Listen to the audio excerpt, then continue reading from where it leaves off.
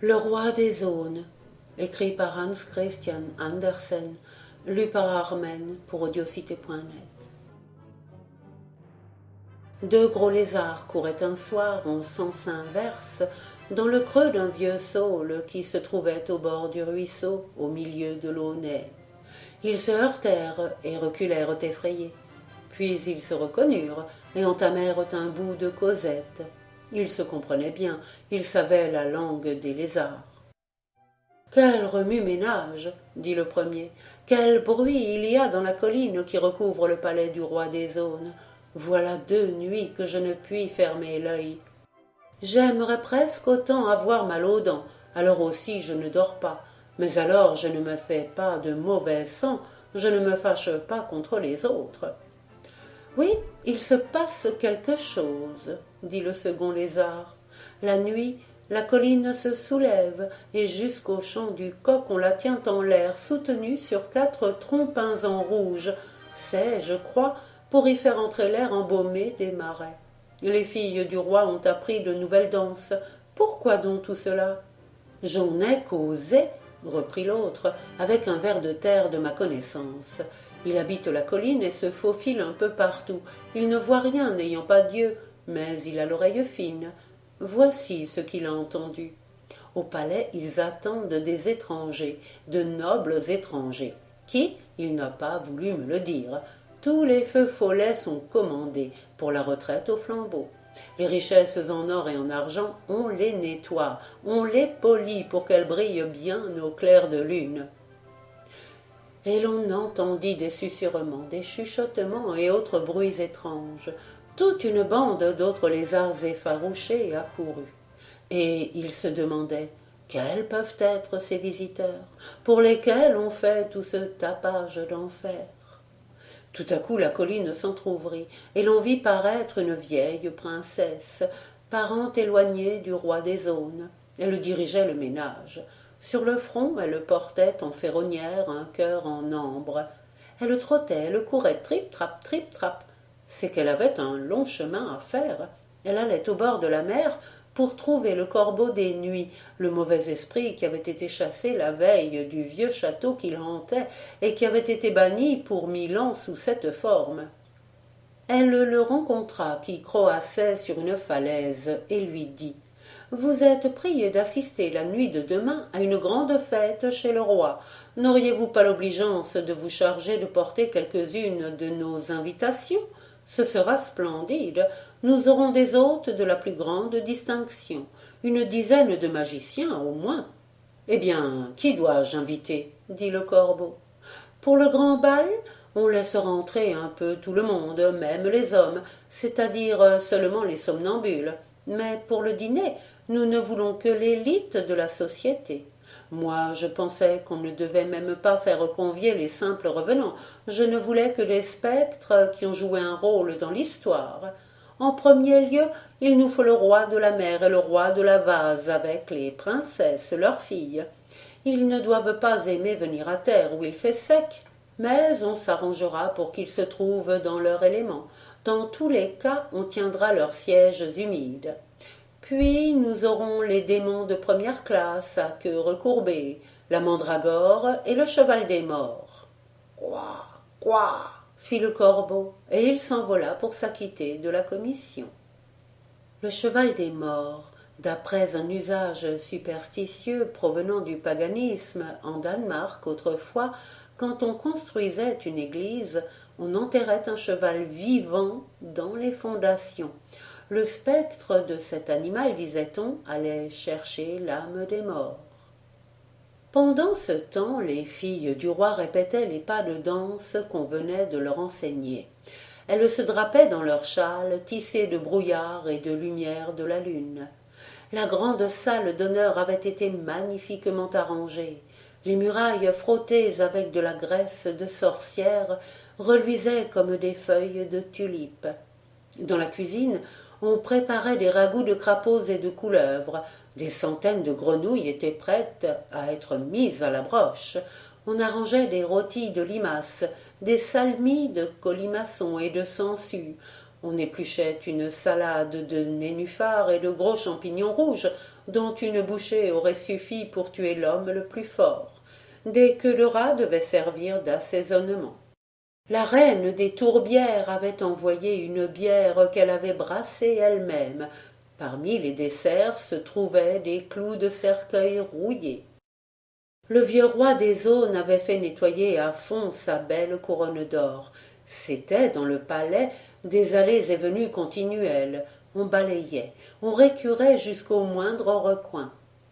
Maintenant, dit la princesse, il ne reste plus qu'à brûler des parfums. Allez me quérir des crins de cheval et des plumes de cygne.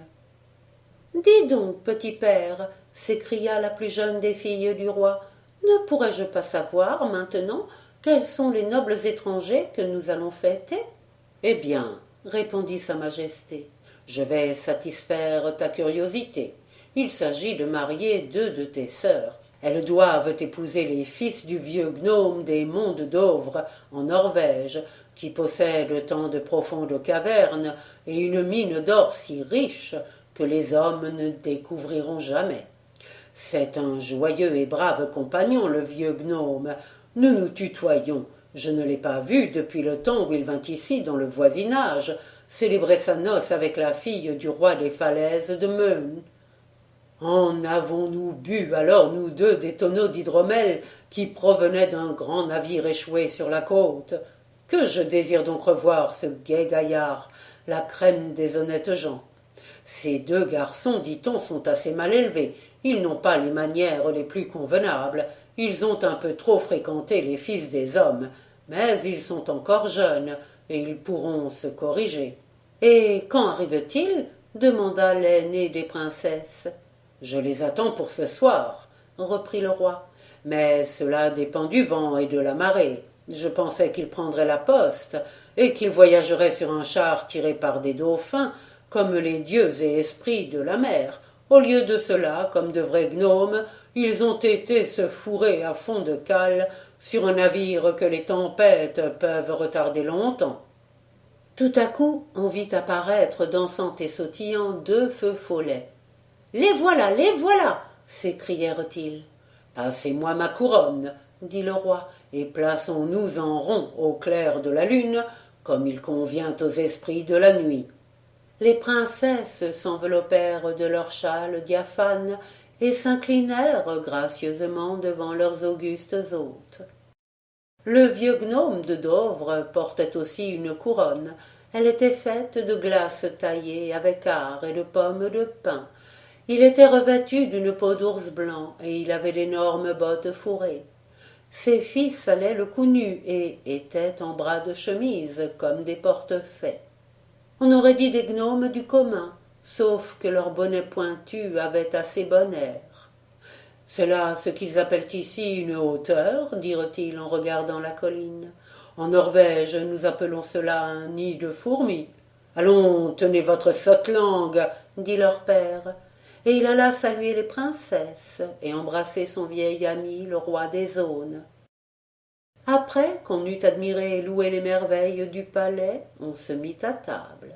Les personnages aquatiques, le roi de la mer, le roi de la vase et leur famille, avaient été placés dans de grandes cuves pleines d'eau, et ils y barbotaient à l'aise. Le festin se passa fort bien. Les mets furent trouvés exquis. Il n'y avait que les deux jeunes gnomes qui troublaient de temps en temps la joie par des farces incongrues. L'un prenait sa cuillère avec ses doigts de pied, l'autre buvait dans sa botte et caressait ensuite avec une pomme de pin le nez de sa voisine. Leur père les grondait, mais ils recommençaient toujours.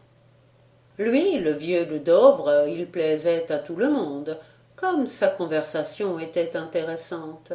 Il parlait avec tant d'éloquence et de poésie des hautes et fières montagnes de Norvège, des terribles tempêtes qui les ébranlent, des torrents écumeux qui se précipitent de leur cime et roulent vers la mer avec un fracas qui ressemble tantôt au tonnerre, tantôt au son d'un orgue puissant.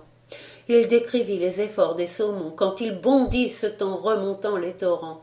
Puis il conta par le menu ce qui se passe aux joyeuses fêtes qui se donnent sur la glace transparente. Comme on y danse, on y saute. les garçons tenant des torches et les brandissant en cadence, les poissons effarés, voyant ce sabbat, se blottissent au fond de la mer. Après le repas, on se mit en cercle pour voir danser les princesses. Dieu, quel ravissant spectacle! Elles exécutèrent des rondes, des pas de caractère. Elles bondissaient légères comme des plumes, elles remuaient bras et jambes avec une telle prestesse qu'on en avait comme le vertige. C'était un ballet tel qu'on n'en avait jamais vu dans aucune cour des empereurs et des rois de la terre.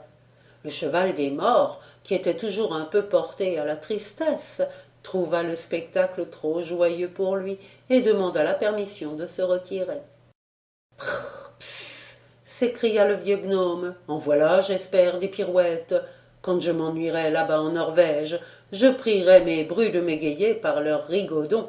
Mais savent-elles faire autre chose que de tourner comme un tourbillon ? Tu vas en juger par toi-même, dit le roi des Aunes. Allons, mesdemoiselles, montrez chacune ce dont vous êtes capables. La plus jeune s'avança. Elle était mince, délicate, on aurait dit une statuette en clair de lune cristallisée, et avec cela animée comme du vif argent. Elle mit dans sa bouche un petit copeau enlevé d'un aune. Elle avait disparu, elle était devenue invisible. « C'est bien précieux, ce don-là, dit le vieux gnome, pour ceux qui en sont doués. Mais un mari ne doit pas tenir à ce que sa femme s'évanouisse ainsi dans les airs, quand, par exemple, il veut la corriger. Certes, cela ne conviendra pas à mes fils, qui aimeront naturellement à donner de loin en loin quelques taloches à leurs femmes. » La seconde des princesses, en comptant à rebours le nombre de leurs années, s'avança. Elle avait une ombre, chose presque unique dans le monde des esprits. Aussi parut-elle en être trop fière. La troisième était d'une bonne pâte. Elle avait appris chez la reine des tourbières à brasser une bière exquise. Elle savait aussi apprêter les racines des aunes et des pins et les servir piquées artistiquement avec des verres luisants. « Ce sera une bonne femme de ménage, dit le vieux roi. Mais mes fils boivent et mangent déjà assez comme cela, sans qu'il y ait besoin de les exciter encore par de telles friandises. » La quatrième approcha, portant une jolie harpe d'or. Dès qu'elle en tira un son, tout le monde leva une jambe, les trois gnomes, celle de gauche, toute leur race gauchère de naissance. Elle continua à jouer, et tous, poussés par une force magique, se levèrent et se mirent à danser et à trépigner. « Assez, assez !» cria le vieux gnome, « que je perde ma couronne si jamais je laisse épouser à mes fils une pareille gaillarde qui vous mène par les pieds. Et toi, que sais-tu, ma mignonne ?» dit-il à la cinquième qui s'avançait toute câline. « Moi, dit-elle, j'ai appris à aimer la Norvège, et je n'épouserai que celui qui m'emmènera dans ce pays de mes rêves. » Ces paroles enchantèrent le vieux de Dovre, mais la plus jeune sœur, se glissant derrière son trône, lui murmura à l'oreille. Ce qu'elle en dit, c'est parce qu'elle a lu quelque part qu'à la fin du monde, les monts de la Norvège émergeront du chaos, et qu'elle espère s'y réfugier et ne pas périr. « Oh, c'est du pur égoïsme, dit le vieux. Voyons la dernière. »« Il y en a encore deux, dit le roi des Aunes, et la sixième doit paraître avant celle qui la suit. » Mais la sixième faisait des manières pour se montrer. « Moi, je ne sais que dire la vérité aux gens, dit-elle. Je ne suis donc utile à rien. Aussi, que fais-je ? Je taille et je couds des vêtements pour les petits enfants des hommes que mon père nous amène parfois, et je leur confectionne des jouets. » Arriva la septième et dernière, c'est-à-dire l'aînée. Que savait-elle ? Ah, elle avait un bien beau don.